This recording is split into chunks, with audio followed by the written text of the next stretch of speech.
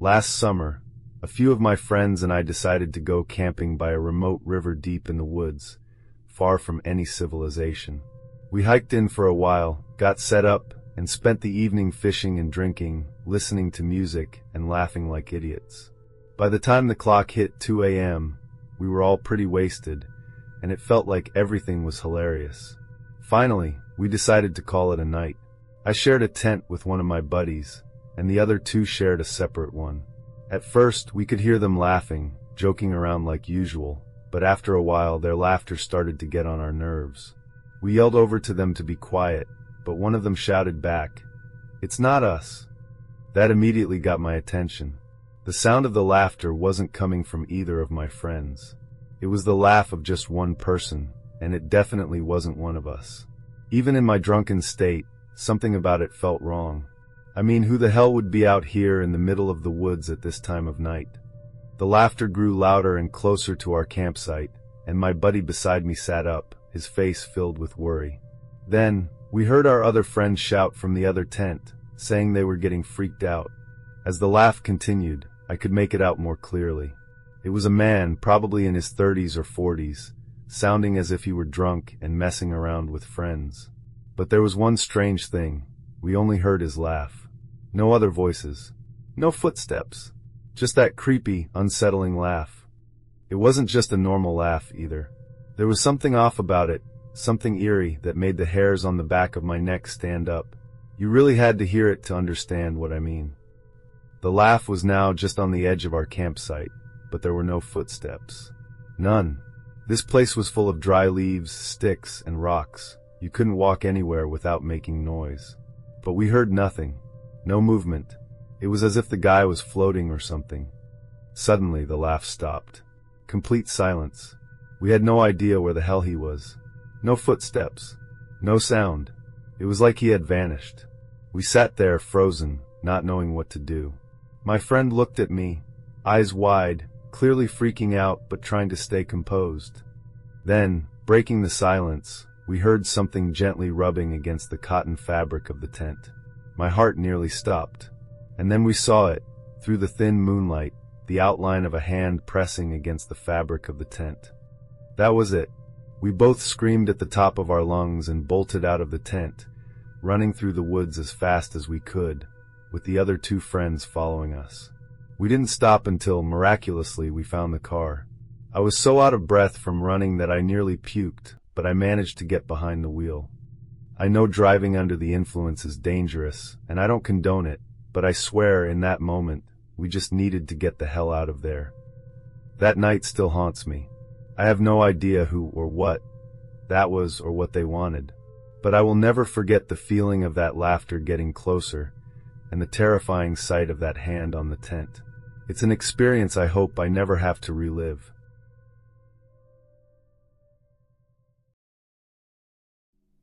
Last winter, one of the coldest I can remember, my friend Lucas and I decided to escape the city for a weekend and rent a cabin up in the mountains.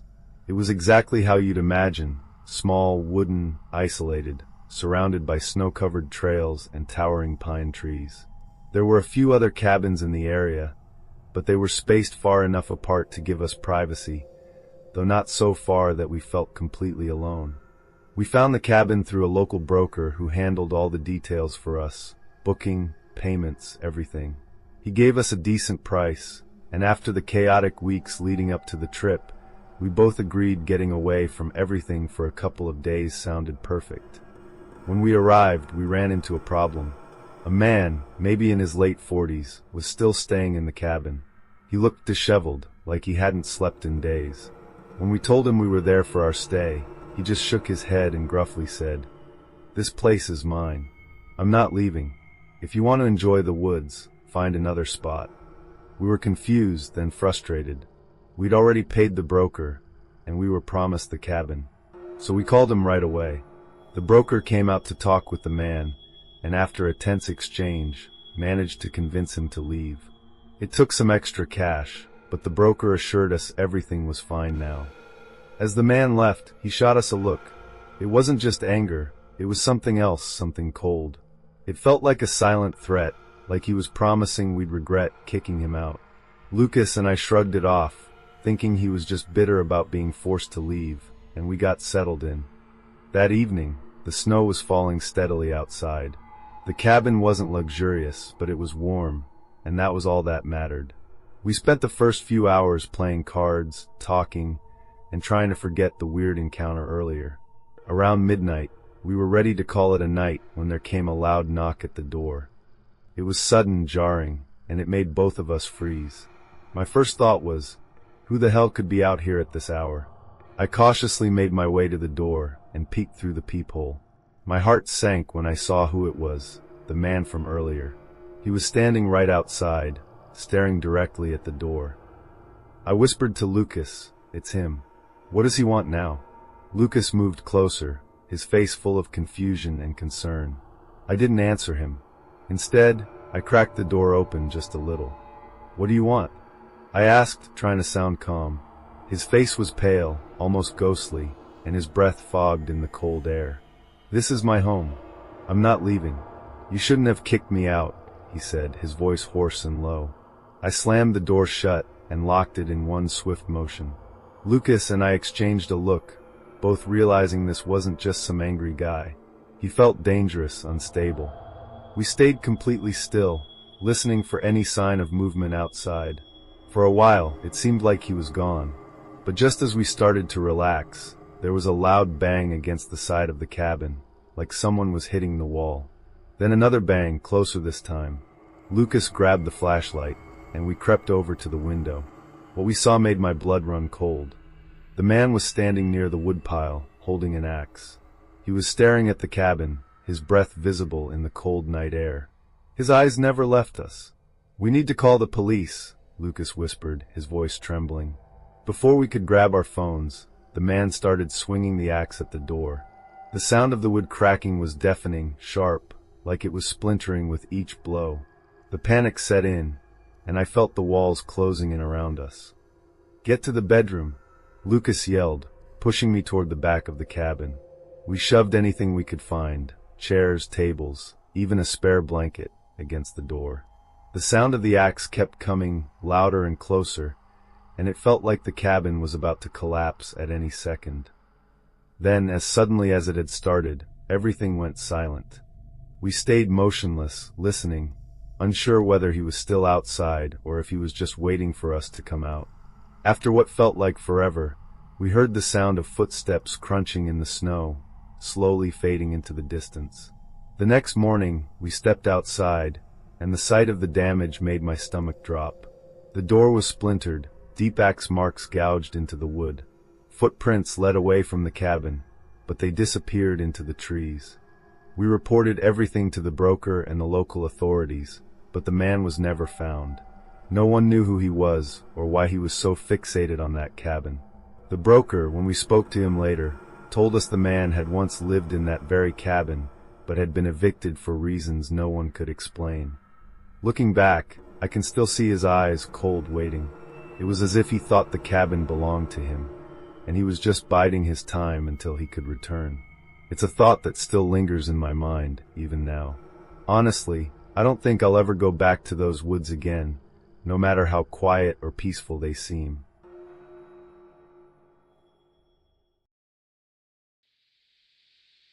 This happened back when I was in middle school. It was summer, and my parents signed me up for a month-long boys' camp out in the countryside. The camp was just like what you'd picture. Small wooden cabins scattered through a forest, a small lake, fire pits, and I think there was even a volleyball court made out of sand. It was about a 4-hour drive from our town, deep in the woods. The place was pretty old and rundown, but it was still running camps every summer. When we got there, I unpacked my stuff in the cabin and set up my bed. Some of the other kids wanted to go explore the woods before dinner, so we set off together. The camp had very relaxed rules. Basically, we could roam as far as we wanted, as long as we could still see the cabins.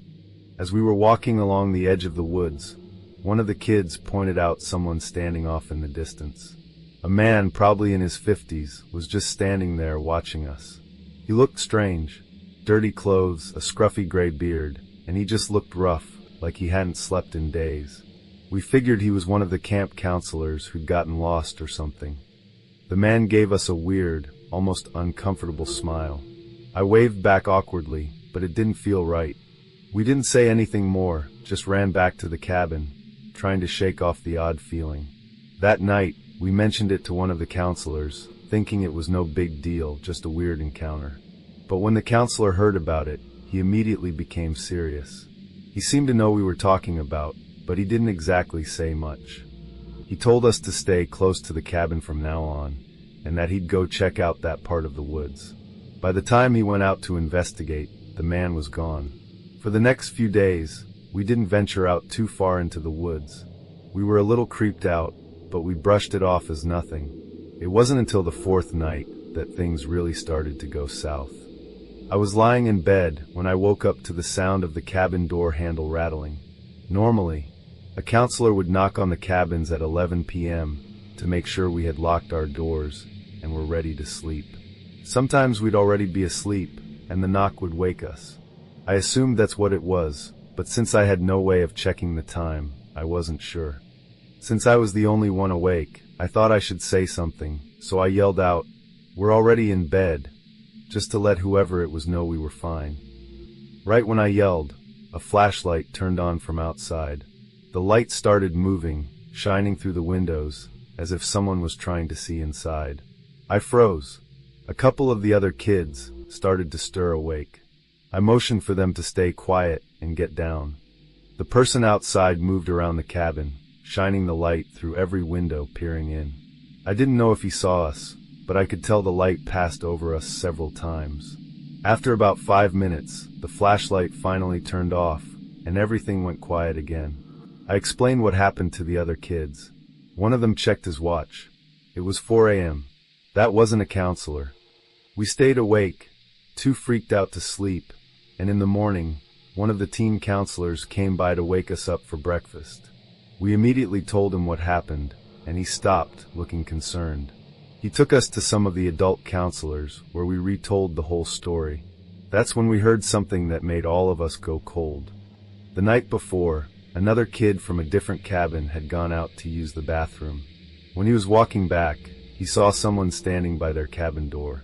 At first, he thought it was a counselor, but when he got closer, he saw the man was trying to pick the lock. The kid described the man, beard, dirty clothes, and I immediately remembered the guy we'd seen in the woods. It was the same person. At that point, the camp was officially canceled for the safety of the kids. Everyone packed up, and by that afternoon, a bus showed up to take all of us back home. Years went by, and I tried to put it all out of my mind. But recently, I did a little digging into the camp, curious if anything more had come of it. I found a small report from the local police. Apparently, after we'd all left, the authorities were called in. They combed through the woods and found a small, hidden tent not far from the camp. Inside the tent were camping essentials, but what stood out was something far more chilling. Hundreds of Polaroid pictures. The pictures weren't of the camp scenery or the lake. They were of the cabins, the paths, and the kids. Most of them were taken from a distance, where it was obvious the person was hiding while taking the pictures. The most disturbing ones were the photos taken at night, through the windows of the cabins. The police waited for someone to return to the tent, but no one ever did. The man was never found. To this day, I can still picture his face, that unsettling look he gave us. It's like he was waiting for the perfect moment to strike, just biding his time. It was like he believed the camp was his, that he was entitled to it, and we were just trespassers. I don't know what would have happened if we hadn't left when we did. But I don't think I'll ever forget that man or the way he seemed to be watching us, even long after we'd gone.